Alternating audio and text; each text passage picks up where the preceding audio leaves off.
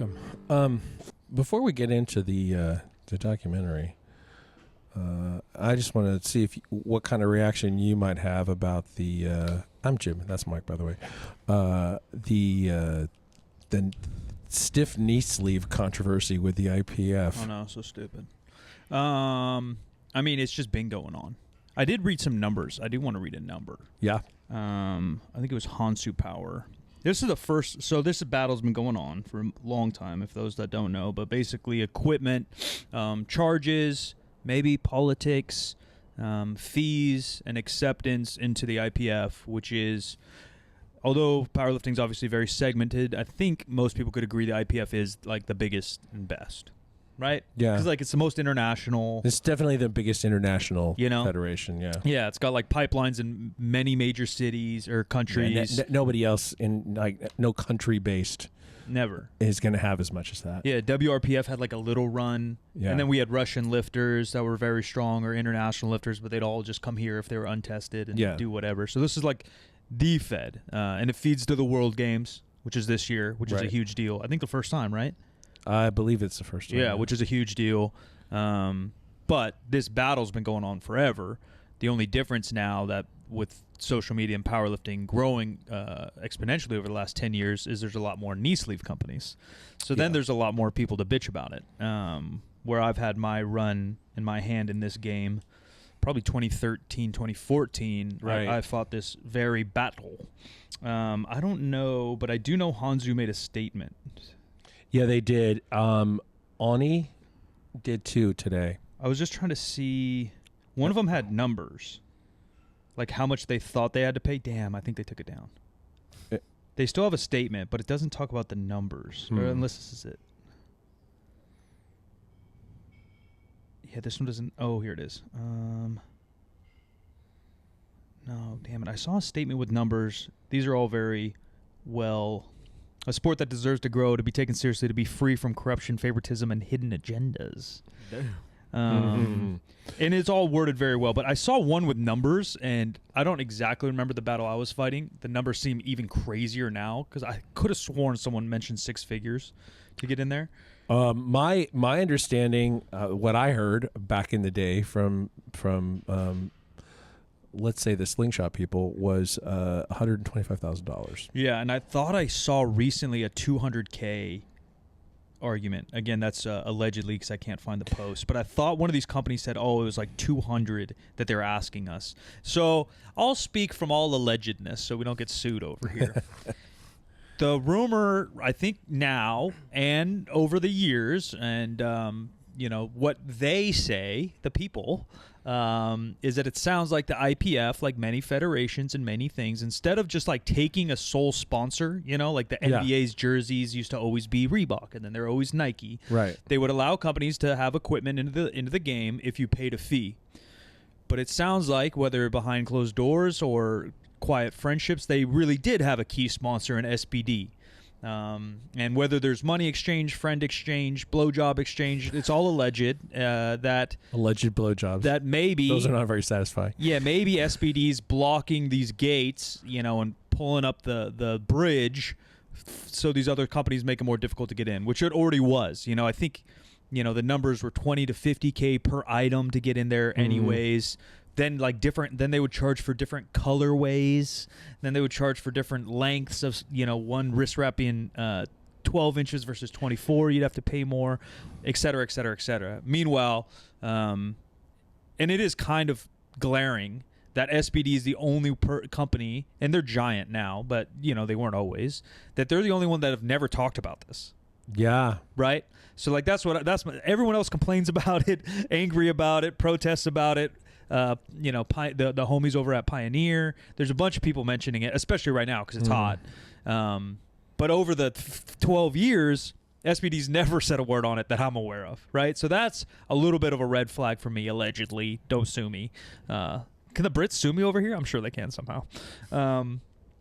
We got to have a lawyer in the audience that'll protect me. So recently they just outlawed like 12 different sleeves, as these sleeves have been stiffer and better over the last probably 5 years, I'd say.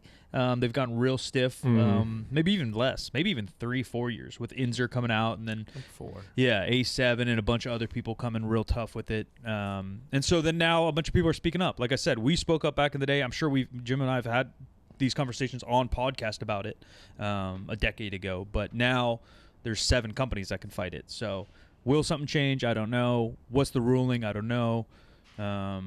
Is it a little bit weird that maybe it happened a month after the main guy stepped down? after Gaston Perage left. I personally don't think so, but I've seen people talk about that. I assume this was already in the works. Like I doubt a new regime took over and did that. What I read today, and I can't back this up other than just being a comment on Reddit, that apparently Gaston had been talking about eliminating stiff knee sleeves before, and so that's possible.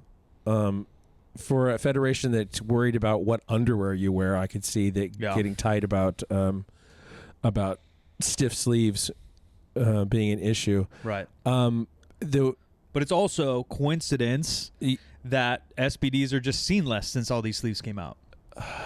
Right? Oh, yeah, because it's a shelf space argument. In 2019 and 2020, every single person's wearing SBD at every USAPL meet. Yeah. Then the USAPL split happens, and same thing occurs. Then Inzer comes out, there's a rush for him. Yeah. A7 comes out, there's a rush for him. What's another one? There's like 3 or 4. Hanzu even made a tough one, right? So like, it's just it's a eyebrow raise of timing there. Yeah, for sure. Just not even commenting on the current state, but what you were describing before about all the charges for different colorways or different lengths or whatever, that just sounds like corruption to me, period. Yeah, it's just kind of That's very pay to play. Yeah. And I mean, in insane amounts. Like, let's look up. Especially considering the fact that the IPF does not support their top lifters to get to international contests. They don't really do anything for them. So we're talking in the 6 figures, very least in the 5 figures, right? In 1985, when Michael Jordan wore an illegal sneaker in the NBA based on colorway uniform, not on company, not on style, just colorway, which was a stated rule by all, they paid $5,000 fines.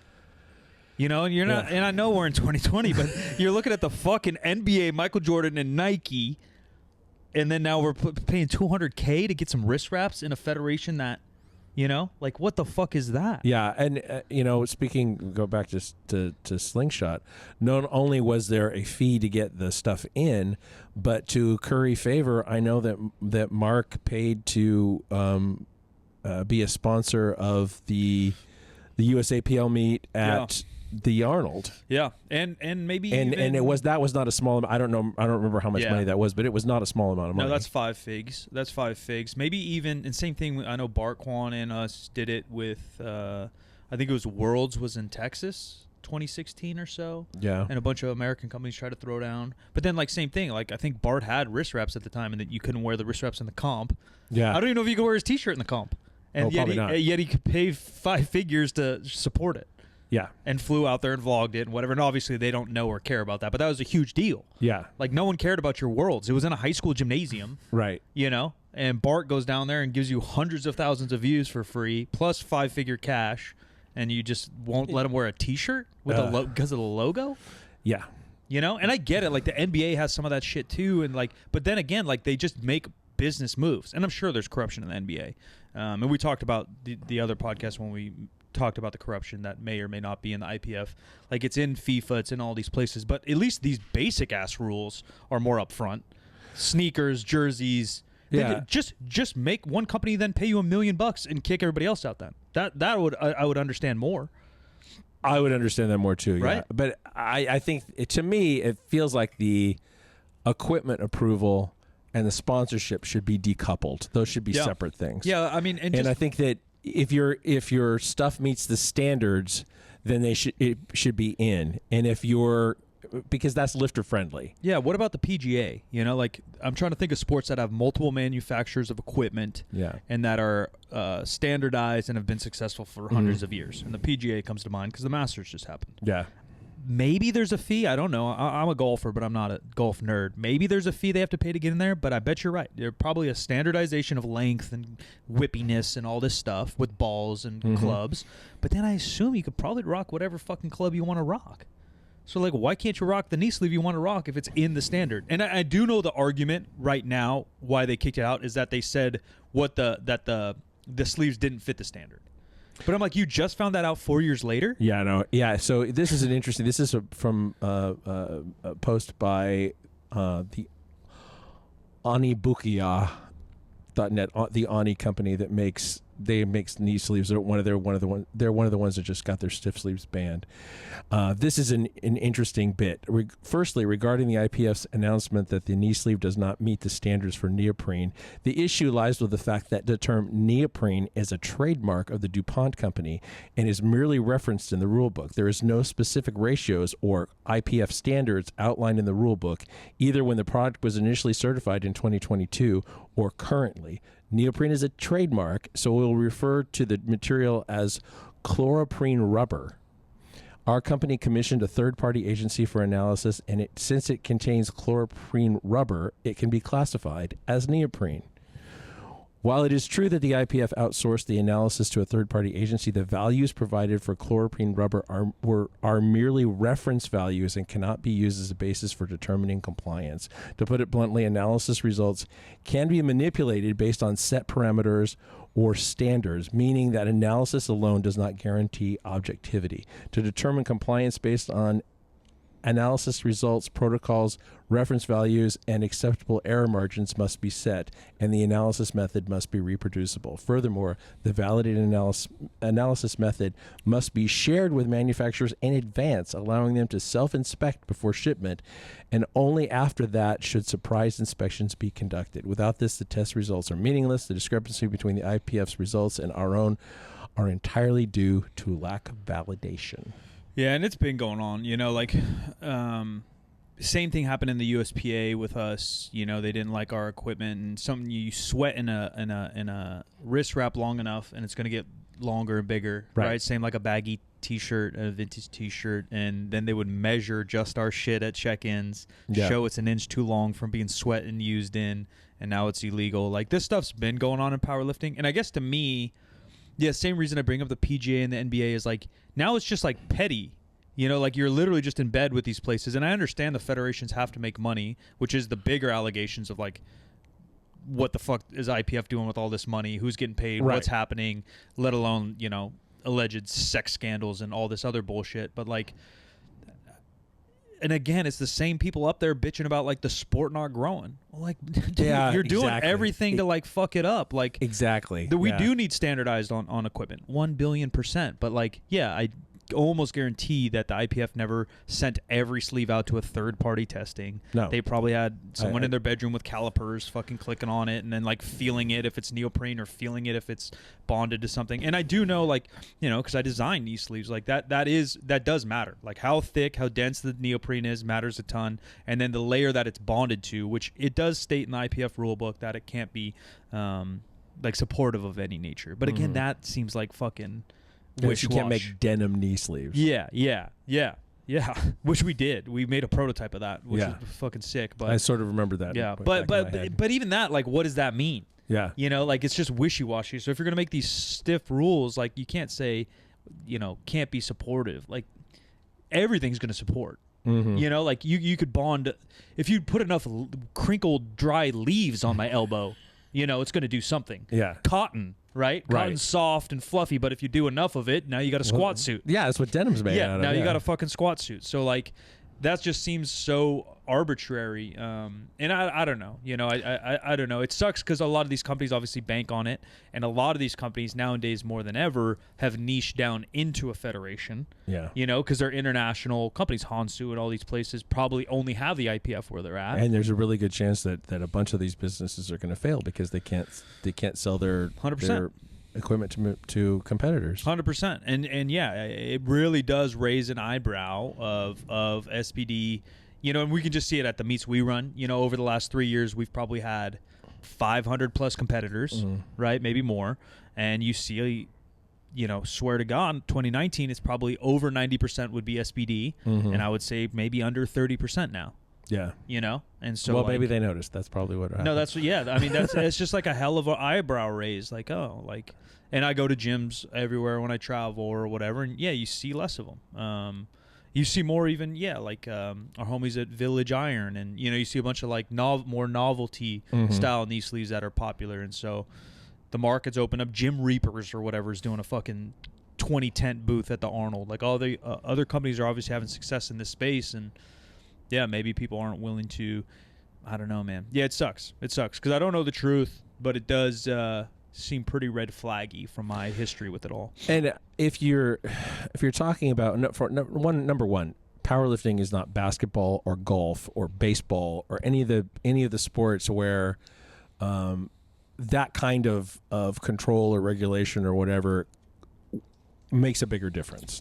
Yeah, I mean, even baseball's a good one, man. We got a new bat around. Everyone's slamming homers. Yeah, and no one's saying a word yet. Yeah, exactly. The standards for bats are very specific about length and composition, but not about girth. About girth, yeah. About how they're constructed. You can't make them hollow. You can't put corks in them so that they're lighter or whatever. But other than that, it's a pretty open game. Yeah, it can't be metal. I mean, I think that, and I don't quote me on this, but I think that the Sam bat, the one that Barry Bonds used toward the end of his career, the maple bat, I think that was started in somebody's basement. Yeah, I'm sure. Or garage or something, Yeah, I'm sure. And that's how, and that's at the highest level of sport in the world.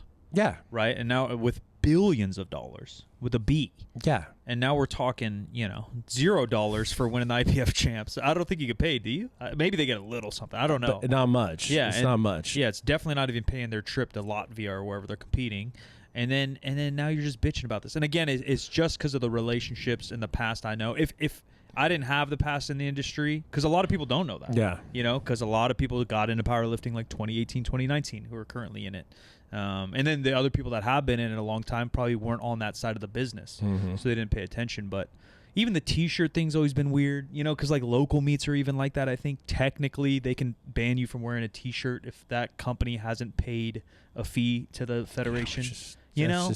Yeah, like that is just crazy. That is not remotely lifter friendly. Another thing that is not or company friendly, or like that's like fucking communism. Like, are we just not going to allow small business to succeed? Well, see, that takes me to my next point, which is if you cause these smaller companies that are probably contributing money to local meets 100% to fail, 100%, they're the only ones.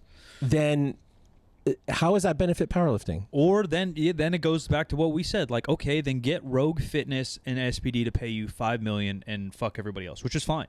Yeah, do an exclusive contract. That's fine. Like, I get it. But then they better be everywhere. You better send me the jersey when I'm on the world's team. Then it's like some NBA stuff. And even NBA, I think, went away from it, where like some teams have Jordan jerseys, and I know Jordan's owned by Nike, but some teams are Nike jerseys. And then like I'm sure they have to get it passed somehow through the league, but they have Chase Bank on their chest. They got McDonald's on their, and I'm sure there's some regulation. They're not gonna, but I don't know. They do crypto, and people hate crypto. Half the world thinks crypto is fucking El Diablo.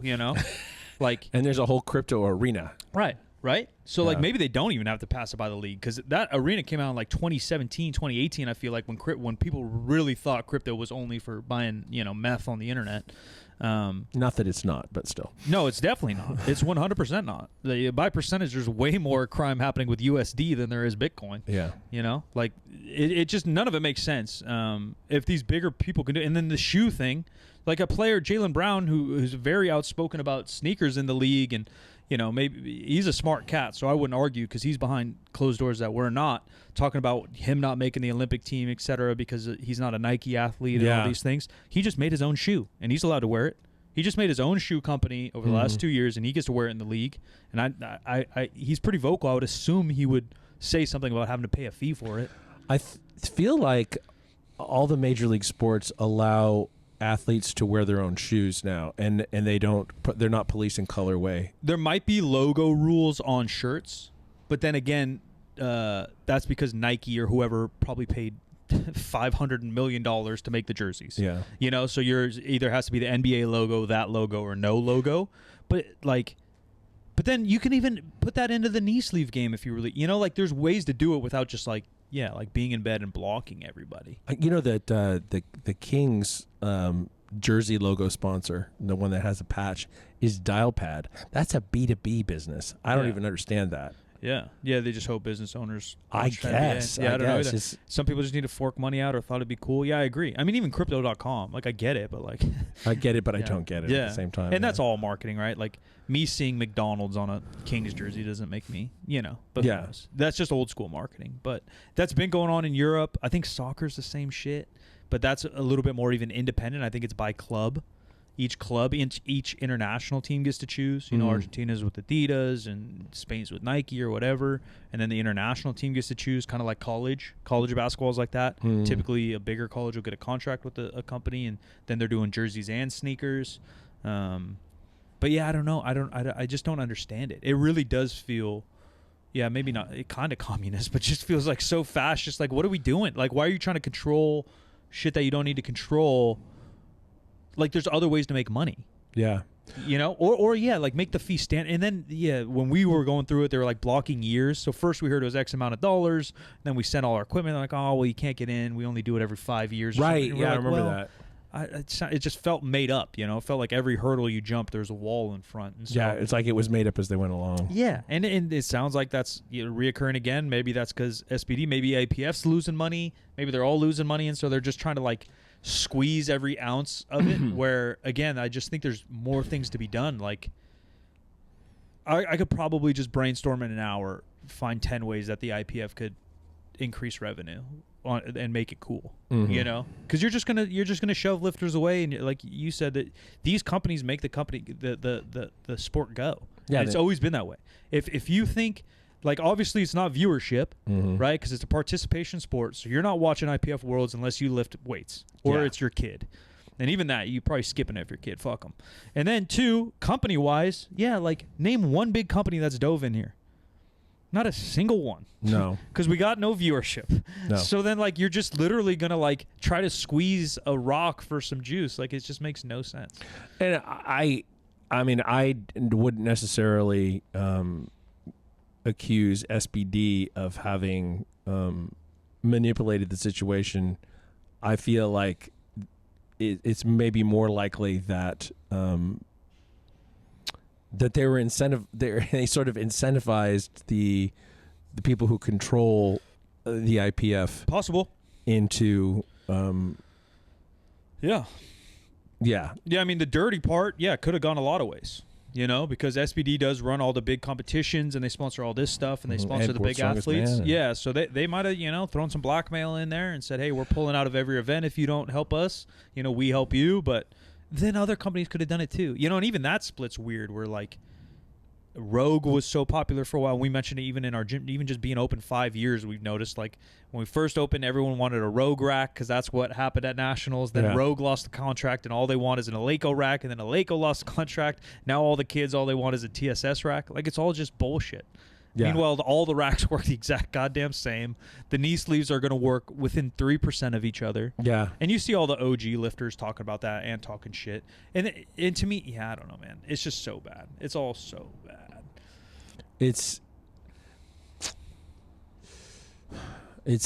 a self-fulfilling prophecy of failure. It is a self-own. It is it's cutting off the nose to spite the face. It's all of those bad cliches about how organizations inflict unnecessary pain on themselves. Yeah, it feels so corporate that whoever's making these decisions has never done anything themselves, and they can't zoom out and see the macro. Right? Because you got to see the landscape here. Sure, in the micro, your profits fucking skyrocketed because you charge people $100K to wear a knee sleeve in a year, but like zoom out, and it's going to turn people away from the sport. It's going to turn people away from your Fed, which it has in the past. And all right now, like I already feel like it's a little rocky. Obviously, Powerlifting America Nationals seemed to be really big this year. A lot of people started heading that direction with a lot of talent.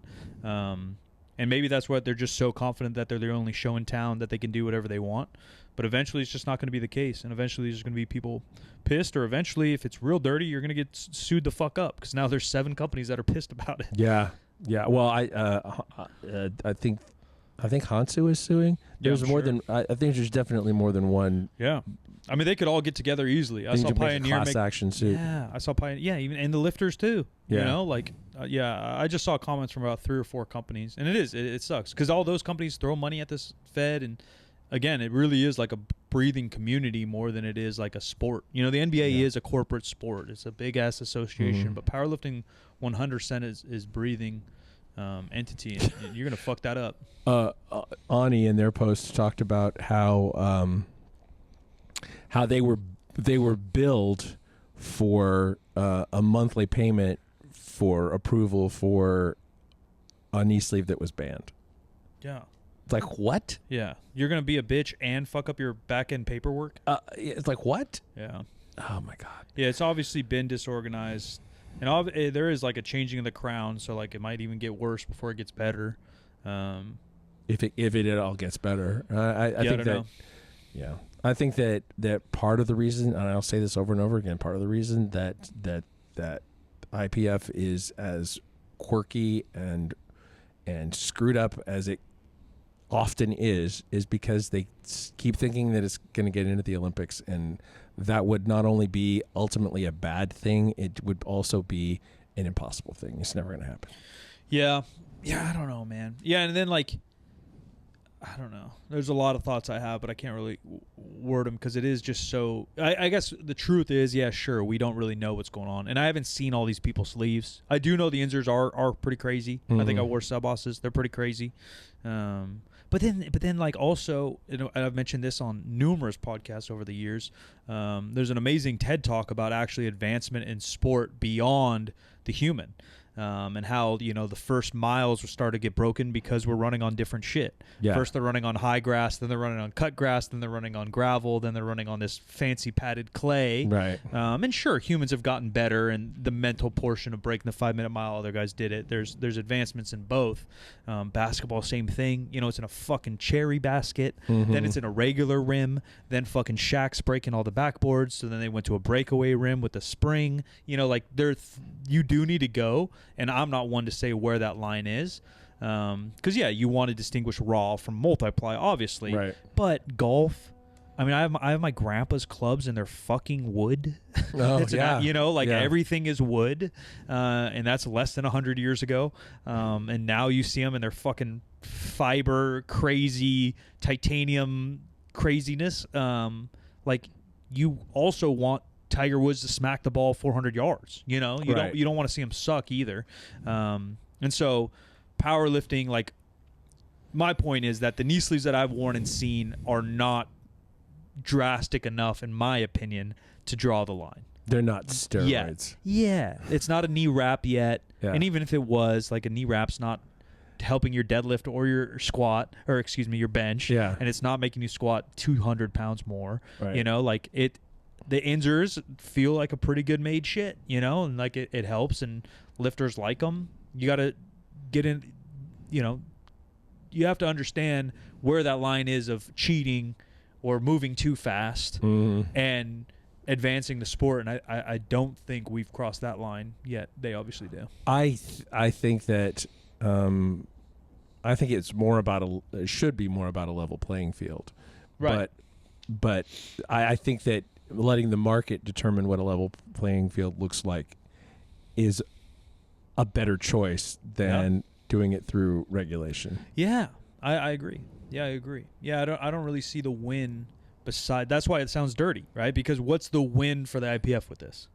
Oh, I have no idea. Maybe they're getting more money for it. I don't know. That's my point. Yeah. The only but win. How could they possibly be getting more money? Because SPD. But SPD maybe not more money. Yeah. They would have to be making up all of the revenue they lost except they keep billing people for these. Maybe a for rev these share. sleeves. You don't know how dirty or businessy these things get. They might have a rev share Who with knows? SPD. Hey, every sleeve we sell after you ban this shit, we'll give you 5%. Who knows? You know?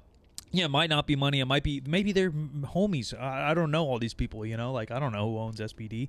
And it's not necessarily that we have any facts around these things. We're reflecting like how the reaction, basically. Yeah. Well, I mean, People's reaction, what people are saying about it. Yeah. Many people are saying, as some people said. yeah, I don't know. I do not know. Yeah, it's all alleged. I don't know. We'll probably never know. But it does raise a lot of eyebrows on, like, why. Yeah. Because I haven't messed with the other sleeves. Like, yeah, the Hanzu. I think the A7, they didn't even feel crazy. Because they got banned, I think, too. Yeah, a lot of people use them. Yeah. Yeah, the Rick and Mortis. Yeah. A lot of people Yeah. use those. Yeah, I don't know. Yeah, that one went down. I think it's because Inzers were the quality was starting to get worse. Yeah. So then the Rick and Mortis came out and they're like, oh, this is crazy. Yeah. All of it's so just like the Sandlot sneaker thing, you know, like Yeah. you buy the PF Flyers, you're going to be hecka fast. Like, are you, bitch? You know, like any new sleeve's going to feel better than an old sleeve. Yeah. The same idea. You're going to sweat in it. You know, it's just cotton strings holding it together or nylon. It's just going to stretch. Yeah, it sucks. It would be crazy if SBD comes out with like a stiff sleeve. Right. Right. Well, and after that's like the main argument too. Like they're the only ones that haven't advanced their knee sleeve in the last 10 years. Their same knee sleeve that's out now came out a long time ago. Like that's why again they're the only ones that don't complain about it. Mhm. They're the only ones not banned, and they're the only ones that haven't tried to make an advanced one. Those just raise eyebrows to me. You know, if in a free market, that seems weird. Yeah, how they know to not make a stiff one. Right? Why wouldn't? That's what I would be doing. As soon as Inzer came out, if I own a knee sleeve company right now, I'm trying to make a better one. Yep. I'm trying to one-up them. And they seem like the only company that hasn't tried to. So, yeah, I don't know, man. I don't know. And, yeah, they sponsor. You know, they almost have a monopoly on sponsoring world athletes. Mm-hmm. They obviously have a monopoly on some of the bigger events. And then, again, like, yeah, if you just make that a verbal known sponsorship, now it's not weird. Now it's not a monopoly to me. You know? Yeah, no, I agree. But the communication, I think, has always been an issue with the IPF. Yep. Communication and powerlifting in general has always been an issue. So that'll probably continue. Well, here's the thing. I think we had a complete enough discussion about this. Let's just end this as an episode and then go into our next one so that we... Yeah, I'm down. Yeah, backlog. Yeah, let us know what you guys think. Twitter, wherever you want to hit us up. Discord. GoodCompanyDiscord.com. Good Company Discord. We're in there if you want to let us know your thoughts. I know it probably affects, and it does suck because a lot of powerlifters are like either young kids with no money or just everyone struggles with money here and there. And now you have to buy another pair of $130 fucking knee sleeves. Yeah. And now your other ones are literally useless if you compete. Like you don't even want to wear them. Yeah. Yeah, I don't know. It sucks for everybody. But new episodes every Wednesday, fam. I'm Sebastian _Brambila on IG. I am at the Jim McDonald. All the social media. This show is 50% facts, 4% is a word, and 50 is just numbers. 50% facts. This is a Spreaker Prime podcast in association with iHeartMedia on the Obscure Celebrity Network, and we're talking about Go Clear next week.